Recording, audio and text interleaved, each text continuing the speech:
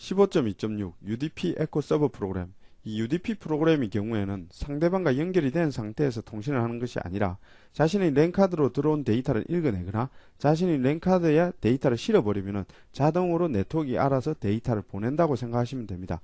그렇기 때문에 소켓을 개설하더라도 단순히 자신의 랜카드를 향해서 소켓을 개설한다고 이렇게 생각하시면 되겠습니다. UDP 소켓을 개설하기 위해서 이와 같이 UDP 클라이언트 객체를 생성하고 있습니다. 현재는 3500번으로 UDP 클라이언트 객체를 생성을 하고 있습니다. 그리고 이 프로그램은 에코 서버 프로그램이기 때문에 클라이언트가 데이터를 보낼 때까지 대기 상태에 있어야 됩니다. 그래서 이 UDP 클라이언트에 receive라는 함수를 호출하고 있습니다. 이 함수는 클라이언트가 3500번으로 데이터를 보낼 때까지 계속 대기시키게 됩니다. 만약 3500번으로 데이터가 들어온다 그러면 이와 같이 데이터를 얻어낼 수가 있습니다. 이때 클라이언트의 정보를 얻어내기 위해서 빈 IP 엔드포인트라는 객체를 하나 만들어서 여기에 넣어주면 되겠습니다. 이렇게 하면 클라이언트가 보낸 메시지 속에서 그 클라이언트의 정보를 IP 엔드포인트로 얻어낼 수가 있습니다. 클라이언트가 보낸 데이터와 그리고 클라이언트의 정보를 가지고 있기 때문에 이 정보와 데이터를 이용해서 클라이언트로 메시지를 다시 보내버리면 되겠습니다. 이때 UDP 클라이언트의 send라는 함수를 이용하면 되겠습니다. 앞에서 받은 이 데이터를 넣어주고 그리고 데이터의 크기와 그리고 클라이언트의 정보를 이렇게 넣어주고 send라는 함수를 호출하면 데이터가 클라이언트로 전송이 되게 됩니다. 마찬가지로 여기서도 두 번을 보내주고 있습니다. 15.2.7 UDP 에코 클라이언트 프로그램. 이 UDP 에코 클라이언트 프로그램은 서버 프로그램과 동일한 절차에 의해서 프로그램이 됩니다. 예제를 보시면요. 현재 7000번 포트로 UDP 클라이언트 객체를 하나 생성을 하고 있습니다. 그리고 이 UDP 클라이언트를 이용해서 먼저 메시지를 보내면 되겠습니다. 그래서 여기에 보낼 메시지인 Hello World UDP를 바이트 배열로 이렇게 변환을 하고 있습니다. 그래서 여기서 UDP 클라이언트의 send라는 함수를 이용해서 바이트 배열과 그리고 바이트 배열의 크기, 그리고 서버의 주소, 서버의 포트 이것을 명시한 이후에 send 함수를 호출하면 데이터가 서버로 전송이 됩니다. 데이터를 보냈다면 이것이 에코 클라이언트 프로그램이기 때문에 데이터를 다시 받아내면 되겠습니다. 그래서 UDP 클라이언트를 이용해서 receive 함수를 호출하면 되겠습니다. 이 receive 함수에서 서버의 정보를 얻어내기 위해서 이와 같이 빈 IP 엔드포인트 객체를 하나 넣어주고 있습니다. 이렇게 해서 receive를 하면은 이 상태에서 대기하게 됩니다. 만약 서버가 데이터를 전송한다면 그 데이터를 이와 같이 바이트 배열로 얻을 수가 있습니다. 현재 서버가 두 번을 전송하기 때문에 이와 같이 두 번 receive를 해주고 있습니다. 15.3 채팅. 15.3.1 TCP 채팅의 구조. 먼저 채팅이 이루어지기 위해서는 서버에서 클라이언트의 접속을 대기를 해야 됩니다. 그래서 여기에 서버에서는 TCP 리스너 객체를 하나 생성하고 있습니다. 그리고 스타트 함수를 호출한 뒤에 accept TCP 클라이언트나 accept 소켓을 호출해 주면 되겠습니다. 여기서는 accept 소켓을 호출해서 클라이언트의 접속을 대기하고 있습니다. 이 상태에 대기하고 있다가 클라이언트가 접속하면 바로 소켓을 하나 리턴하게 됩니다. 클라이언트에서는 이와 같이 TCP 클라이언트 객체를 하나 생성을 하고 있습니다. 그리고 서버의 IP와 그리고 서버의 포트를 입력하고 그리고 connect 함수를 호출하면 되겠습니다.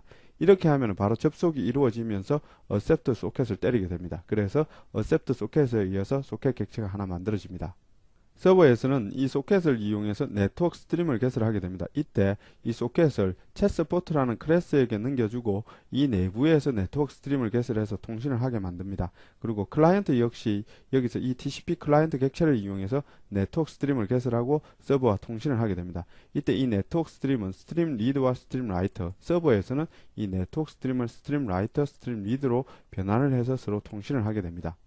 여러 대의 클라이언트가 접속할 수 있기 때문에 서버에서는 이 챗 서포트가 여러 개 존재할 수가 있습니다. 그래서 접속된 이 챗 서포트를 전부 다 챗룸이라는 데 보관을 하게 됩니다. 그리고 접속한 클라이언트 수만큼 이 챗 서포트가 존재하게 됩니다. 가령 한 대의 클라이언트가 메시지를 보냈다고 가정하겠습니다. 이 메시지를 서버에 한 대의 챗 서포트가 이렇게 받게 됩니다. 이 메시지를 다른 챗 서포트에게 이렇게 전달을 합니다. 이렇게 전달해서 이 챗 서포트가 담당하고 있는 클라이언트 쪽으로 메시지를 보내주면 채팅이 이루어지는 것입니다. 15.3.2 TCP 채팅 서버. 이 TCP 채팅 서버에서는 챗서버라는 클래스 내에서 메인 함수를 두고 있습니다. 이 클래스 내에서 TCP 리스너를 만들고 클라이언트에 접속을 받아주게 되어 있습니다. 만약 접속이 되면은 소켓을 생성하게 됩니다. 이 소켓을 생성해서 챗서포트 객체를 생성한 이후에 챗룸에 보관하게 됩니다. 이 챗룸은 챗서포트를 보관하는 보관소 정도로 생각하시면 되겠습니다. 이 챗 서포트 같은 경우에는 소켓을 넘겨받아서 스트림을 개설하고 클라이언트와 통신을 하는 그런 역할을 하게 됩니다. 15.3.3 TCP 채팅 서버. 이 클라이언트의 접속을 받아주기 위해서 제일 먼저 TCP 리스너 객체를 이렇게 생성하고 있습니다.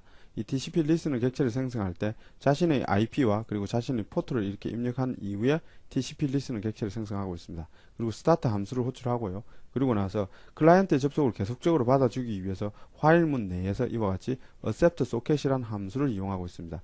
이 accept socket이 호출되면은 클라이언트가 접속하기 전까지는 대기 상태에 있게 됩니다. 클라이언트가 접속을 하게 되면은 이와 같이 소켓을 하나 반환하게 됩니다. 이 소켓을 이용해서 내부에서 이 소켓을 챗 서포트에게 넘겨주고 챗 서포트 객체를 이렇게 생성하면 되겠습니다. 이 나머지 일은 이 챗 서포트가 알아서 하게 될 것입니다. 그리고 이 챗 서포트를 나중에 사용하기 위해서 챗룸에 이렇게 보관하면 되겠습니다. 챗룸에서는 add 챗 서포트를 이용해서 챗 서포트를 추가시킬 수가 있습니다. 15.3.4 TCP 채팅 서버 챗룸. 이번에는 챗룸 클래스에 대해서 보도록 하겠습니다. 이 챗룸 클래스에서는 멤버 변수로 array 리스트 객체를 하나 가지고 있습니다. 이 array 리스트에 챗 서포트를 보관하게 될 것입니다. 여기에서는 add 챗 서포트와 remove 챗 서포트라는 함수를 두고 있습니다. 이 add 챗 서포트에서는 챗 서포트를 입력받아서 이 챗 서포트를 array 리스트에 이와 같이 추가를 하면 되겠습니다. 마찬가지로 remove 챗 서포트에서는 챗 서포트를 입력받아서 이 챗 서포트를 array 리스트에서 제거하면 되겠습니다. 그리고 send all이라는 함수가 있습니다. 이 함수의 경우에는 모든 클라이언트에게 메시지를 전달하는 그런 역할을 하게 됩니다. 내부를 보시면은 array 리스트에 모든 챗 서포트를 이렇게 하나씩 끄집어내고 있습니다. 그리고 챗 서포트에 send라는 함수를 호출해서 메시지를 전달하고 있습니다. 이렇게 하면은 이 챗 서포트에 연결되어 있는 클라이언트에게 이 메시지가 전달됩니다. for each 문을 이용해서 모든 챗 서포트를 끄집어내서 메시지를 전달하고 있습니다. 15.3.5 TCP 채팅 서버. 이번에는 챗 서포트에 대해서 알아보도록 하겠습니다. 내부에 이 챗 서포트의 경우에는 생성자에서 소켓을 하나 넘겨봤습니다. 그렇기 때문에 이 소켓을 하나를 보관을 하고 있습니다. 그리고 이 소켓을 이용해서 네트워크 스트림을 개설하게 됩니다. 이 네트워크 스트림을 스트림 리드와 그리고 스트림 라이트로 이렇게 변환을 하게 됩니다. 그리고 클라이언트가 보낸 데이터를 계속적으로 감시하기 위해서 이렇게 스레드를 하나 두게 됩니다. 그리고 데이터를 이렇게 스레드 형식으로 넘겨받는 리시버 함수가 있습니다. 그리고 데이터를 보내기 위한 send라는 함수가 있습니다. 그리고 소켓을 종료하기 위한 close connection이라는 함수가 있습니다. 제일 먼저 생성자부터 보도록 하겠습니다. 일단 생성자에서는 소켓을 매개 변수로 입력받습니다. 그리고 이 소켓을 멤버 변수에 이렇게 보관을 하고 있습니다. 그리고 이 소켓을 이용해서 우리는 네트워크 스트림을 개설하게 됩니다. 그래서 네트워크 스트림에 생성자의 매개 변수로 이 소켓을 넣어주면 되겠습니다. 이렇게 하면 통신을 위한 네트워크 스트림이 하나 개설됩니다. 이 네트워크 스트림을 이용해서 스트림 라이트와 스트림 리드를 이렇게 개설을 하고 있습니다. 이렇게 하면 이 라이트와 리드를 이용해서 우리는 통신을 할 수가 있습니다. 그리고 내부에서 클라이언트가 보낸 데이터를 감시하기 위해서 이와 같이 리시브라는 함수를 이용해서 스레드를 이렇게 생성하고 있습니다.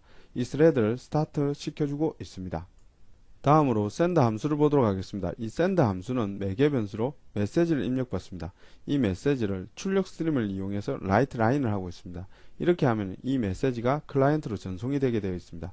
그리고 이렇게 메시지를 전송했더라도 이 버퍼가 차기 전까지는 이 메시지가 전송이 되지 않습니다. 그렇기 때문에 바로 전송을 하기 위해서 flush라는 함수를 이렇게 호출하고 있습니다. 그리고 소켓을 종료하기 위해서 close connection이라는 함수를 두고 있습니다.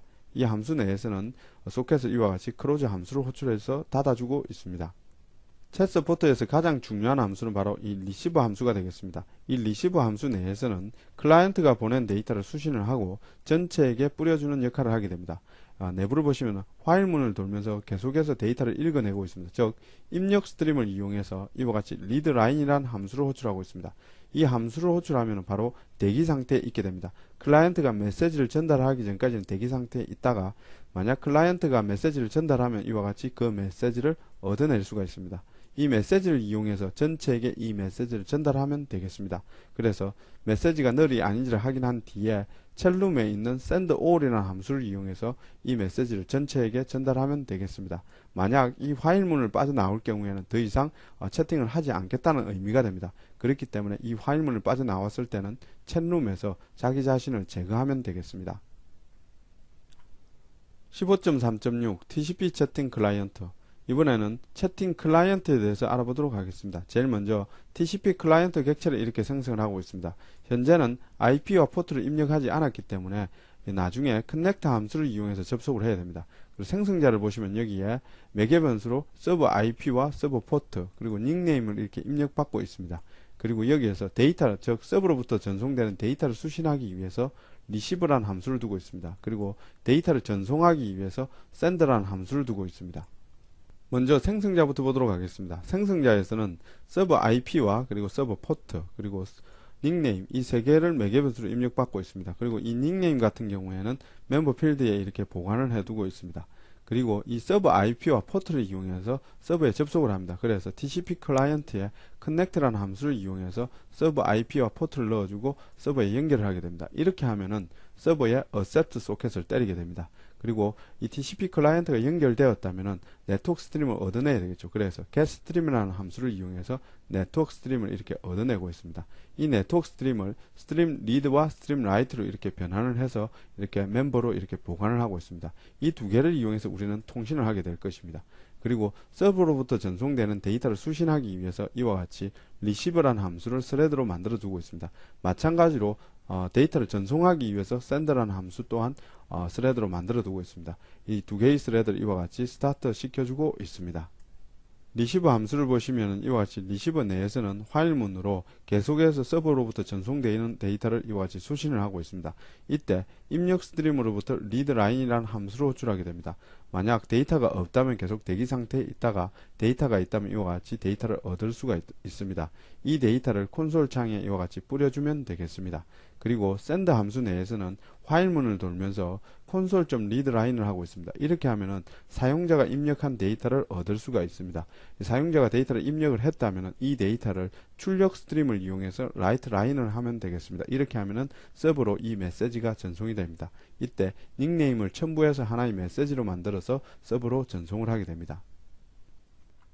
15.4 메일 보내기 15.4.1 C# 메일의 기본. 먼저 메일 관련 용어부터 알아보도록 하겠습니다. 이 SMTP는 하나의 프로토콜입니다. 그것도 메일을 주고받기 위한 하나의 프로토콜이라고 생각하시면 됩니다. 그래서 SMTP 서버끼리 메일을 주고받기 위해서 이 프로토콜을 이용하게 됩니다. 이 팝3라는 것은 개인이 서버로부터 메일을 읽어올 때 사용하는 프로토콜이라고 생각하시면 되겠습니다. 그리고 이 마임은 이메일에 첨부되어 있는 내용물을 구분하기 위해서 사용하는 하나의 프로토콜입니다. 다음으로 메일 관련 클래스들을 보도록 하겠습니다. 일단 메일 메시지를 의미하는 메일 메시지 클래스가 있습니다. 그리고 메일 메시지에 첨부되는 첨부 파일을 의미하는 어태치먼트 클래스가 있습니다. 그리고 이 메일을 보내주기 위한 SMTP 클라이언트 클래스가 있습니다. 15.4.2 SMTP로 메일 보내기. 먼저 SMTP로 메일을 보내기 전에 SMTP 서버가 하나 있어야 됩니다. 여기서는 이 주소에 25번 포트로 SMTP 서비스가 되고 있다고 가정을 하겠습니다. 그리고 SMTP 클라이언트 객체를 생성한 이후에 메일을 보내시면 되겠습니다. 먼저 여기에 보내는 사람의 이메일 주소, 그리고 받는 사람의 이메일 주소, 그리고 제목, 그리고 이메일 내용을 이렇게 입력을 한 뒤에 send라는 함수를 호출하면 메일이 바로 전송이 됩니다. 15.4.3 SMTP로 메일 보내기 2. 이번에는 첨부 파일을 첨부를 해서 메일을 보내보도록 하겠습니다. 제일 먼저 메일 메시지 객체를 생성하고 있습니다. 이때 보내는 사람과 받는 사람의 주소를 메일 어드레스 객체를 생성해서 이렇게 할당을 해주고 있습니다. 그리고 제목 같은 경우에는 서브젝트 속성을, 그리고 내용 같은 경우에는 body라는 속성을 이용해서 할당을 해주고 있습니다. 그리고 첨부 파일을 첨부하기 위해서 이 메일 메시지에 attachment라는 속성을 이용해서 파일을 추가해 주면 되겠습니다. 이때 파일을 이와 같이 attachment 객체를 생성해서 추가해 주면 되겠습니다. 여기에 파일 이름과 그리고 파일 형식을 이렇게 넣어 주면 되겠습니다. 이 옥테트는 첨부 파일이 이진 데이터로 되어 있다는 것을 의미합니다.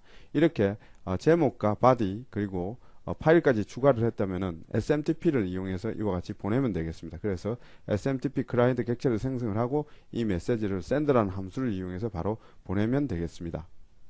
이것으로 15장을 마치도록 하겠습니다.